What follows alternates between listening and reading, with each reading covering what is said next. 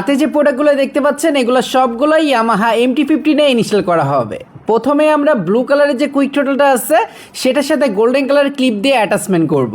দেখতে পাচ্ছেন blue colour quick throttle যেটা আমরা সেট আপ করে দিয়েছি তারগুলো একটু এলোমেলো দেখা যাচ্ছে, বাট এই তার সেট আপ করার জন্য যে গোল্ডেন কালার ক্লিপটা আছে এটা অ্যাটাচ করে দিলে অনেক দারুণভাবে অ্যাগ্রেসিভ একটা লুক চলে আসবে।